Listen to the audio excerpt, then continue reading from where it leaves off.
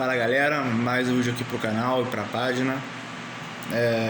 Bom, já virou rotina a gente vir aqui falar sobre mais um jogo que o Vasco não vence.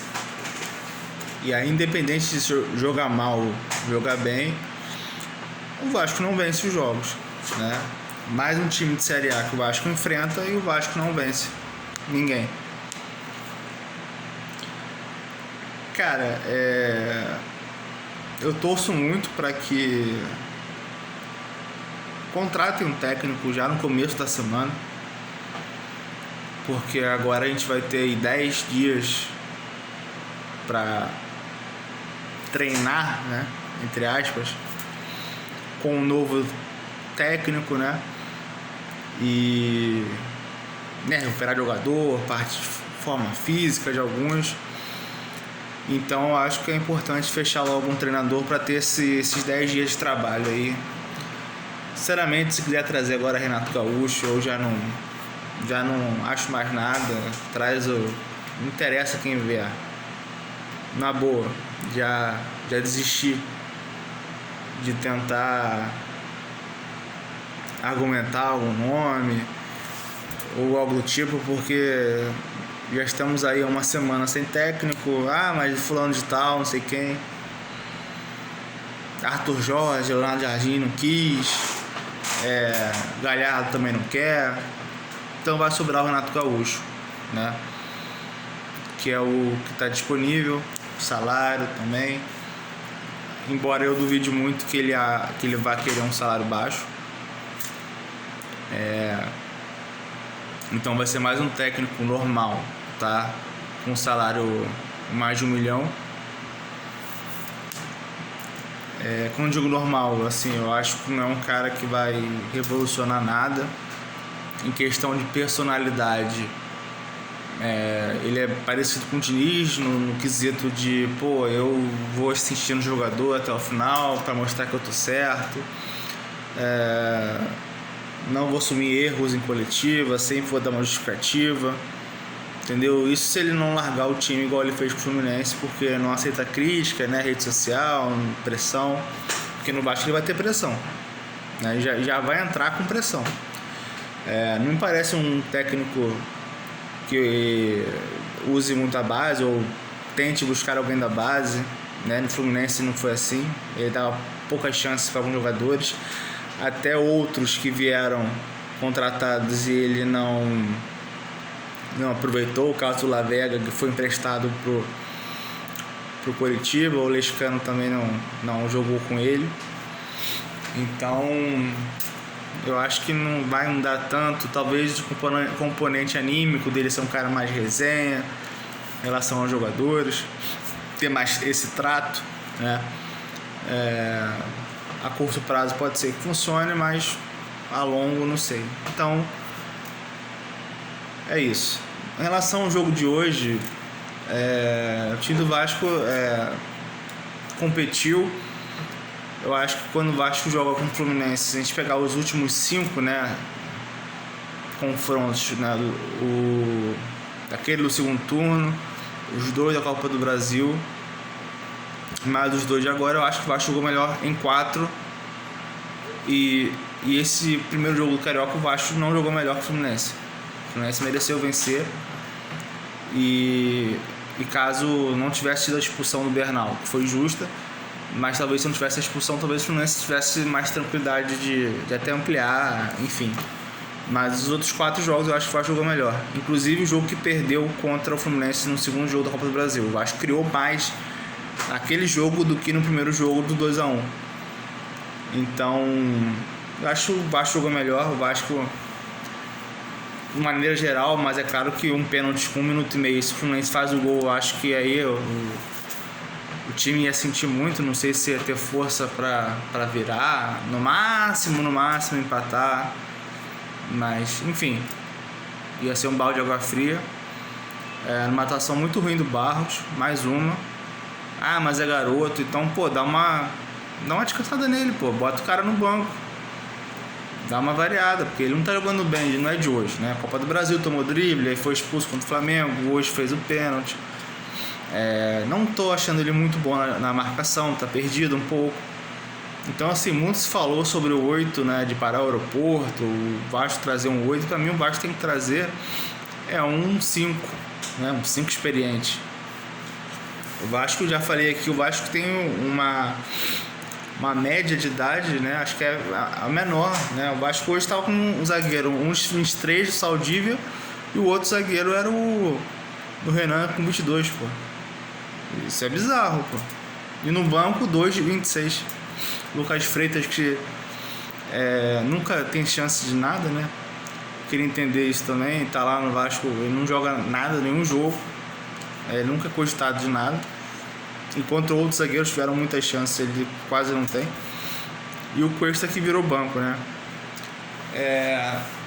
Assim, a dupla de zaga, eu acho que não comprometeu muito, embora não passe segurança, né? Eu acho que nenhum dos dois passa segurança, principalmente na saída de bola. São dois caras que sabem jogar, então às vezes exageram no refino, sabe, num toque a mais que preocupa, né? Hoje foi isso. Mas assim, o que me preocupa também, cara, é que algumas contratações, cara, eu botei até na página os valores. Eu acho que gastou um dinheirão com um atacante e pelo menos 3 deles não estão rendendo ainda, né? O Spinelli, o Brenner e o Nestroza, né? Cada um, um Brenner 31 milhões, o Nestroza 30 milhões, o Spinelli 10 milhões e meio. E preocupa, porque o Vasco só tem esses 2 centroavantes, entendeu? Não tem nem mais um grandalhão para cruzar a bola. E, cara, pra mim o Brenner, ele tá indo pra ser outro Matheus França. Só que o Matheus França vai sair, porque o Vasco não vai querer renovar empréstimo, não vai querer aproveitar, né? Até porque a gente tem um salário alto e o Matheus França não tá nem jogando, né? Mas, cara, eu tô falando do Matheus França no sentido de, a gente achava que fosse entregar algo diferente, né? O Brenner, né? Fosse um cara que ia participar mais do jogo, mas ele parece não ter sangue, assim. É a mesma coisa do Matheus França, ele não parece ter tesão de estar jogando no Vasco, não parece ter vontade, não tem sangue no olho, entende?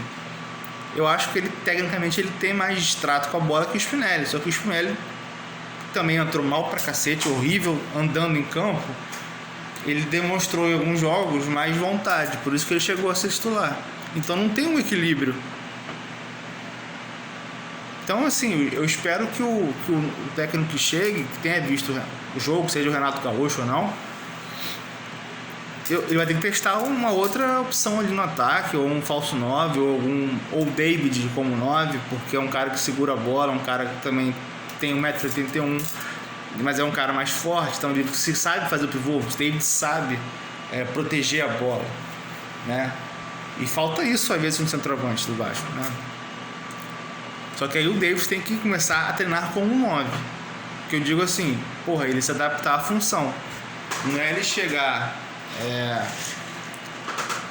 quando o Diniz botar aí para jogar mais avançado, ele ficar flutuando ou cair pelas pontas. Não, ele tem que ser um 9. E pra mim, eu acho muito jogo testar essa opção. Que se depender do Spinelli e do Brenner, difícil, porque assim, o Spinelli foi uma oportunidade de mercado, né? O salário vai ser baixo, 10 milhões, não é um cara caro, mas 31 milhões no Brenner, e por metas talvez aumente, mas não sei qual metas, né? É complicado. E tem, o Nestroza que entra só no segundo tempo para tentar uma correria, né? Hoje eu nem vou culpar muito ele, porque o Vasco já estava quase eliminado já quando ele entrou, faltando 5 minutos. Vai fazer o quê?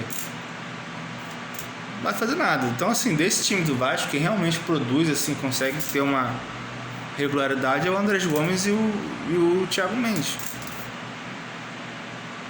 Então, por exemplo, contra o Palmeiras, o Rojas hoje não foi bem, tá? Mas eu acho que ele ainda é titular. Eu reparei que ele estava mancando da perna esquerda, assim, na hora que ele ia correr para marcar. Eu não sei se vocês repararam isso, achei que ele estava mancando. Mas eu colocaria o Roas atrás do centroavante, botava o David ali, o Andrés Gomes, e aí do lado direito a gente tem uma incógnita. Se o Nuno não entra bem, não tá jogando bem, não começa com ele. Aí você testa o Adson, você testa o Marino para iniciar a partida e depois ver o que dá, porque realmente aquela ponta direita tá vaga. Tá vaga. Hoje o Andrés Gomes foi sacrificado para poder entrar o David, né? Que não foi mal, mas você tira o lugar onde o Andrés Gomes joga melhor e onde o Vasco costuma jogar mais, pelo lado esquerdo. Então, cara, pra mim é testar o David de 9, né? Porque não adianta também o Renato Gaúcho vir, não, vou recuperar fulano, não sei o que. Cara, se o cara não tá bem, testa outra pessoa, entende? Sabe, eu lembro dele no Fluminense testando toda hora, era Everaldo, né? Aí o Cano, aí João Kennedy, entendeu? Testar outra coisa, outra opção, sabe? E assim, eu vou falar aqui do pênalti perdido e tal, porque é algo que me chama a atenção, porque pra mim quem bate o pênalti ali, costuma bater e bate melhor, é o Puma. O Puma não pegou a bola, ninguém orientou. O Lazzaroni também, segundo ele, o Brenner teve bom aproveitamento, mas tá bom, mas será que o Puma teve um aproveitamento ruim? Porque quem tava batendo o pênalti é ele. O Puma bateu o pênalti, perdeu contra o Madureira, ok, mas fez quando voltar redonda. E fez em todas as outras disputas de pênalti que o Vasco jogou desde 2023. Então, quando o Puma saiu e o Brenner pegou a bola, eu falei, cara, desculpa, não sei dele batendo pênalti. E outra coisa, o momento do jogador não era o ideal para você bater esse pênalti. Porque se perdesse, ia dar isso aí. E ele nitidamente estava nervoso para bater o pênalti. Ele respirou fundo umas 3 ou 4 vezes na hora de bater. Então, assim, a classificação estava 1-0 pro Vasco. Ok, que o Fluminense teve um pênalti também, perdeu. Mas, cara, o Vasco estava melhor na partida. No segundo tempo, o Léo Jardim fez uma defesa. O Fluminense não estava chutando nem a gol. Era fazer o 2-0 e acabou. E acabou o jogo. E aí ele bate e perde, e aí o time dá uma murchada, pô. Sabe? O time dá uma murchada. Ele era o último cara que deveria ter batido hoje. Poderia ser qualquer um. Poderia ser o Thiago Mendes, poderia ser o Andrés Gomes, o próprio David. Não lembro agora se ele já ainda estava em campo, mas poderia bater. Qualquer um, cara. Não era pra ele ter batido. E falta sensibilidade do técnico, né? Mesmo seja interino, de entender que não é o momento, cara. E dele mesmo falar, porra, não dá. Sabe, não dá. Não é o momento, eu não tô bem, não tô confiante, porra. E aí o Vasco perde a classificação naquele pênalti. Então, assim, você olha pro Brenner em campo, ele tá sempre pra batido. Ele errou um passe hoje 2 metros pro Cuiabano, cara. Que o Cuiabano tá totalmente fora de forma, vamos combinar? Não é nem pra ter entrado hoje de novo. Então, assim, a gente depender hoje do 9, seu Spinelli e o Brenner, cara, me preocupa muito, muito. Porque sabe o que vai acontecer? O Vasco gastou dinheiro, né? Nem deve ter acertado, não foi à vista, né? E o Vasco vai chegar na outra janela. Na outra janela vai ter que contratar mais um 9 e mais outros jogadores para compensar os que não conseguem jogar nessa. E é duro, porque não tem dinheiro, né? SAF, não vai SAF, vai comprar, não vai comprar. Então, assim, temos 10 dias aí até o jogo contra o Palmeiras com o técnico para ver se ele arruma alguma coisa com esse time aí. Porque tá preocupante.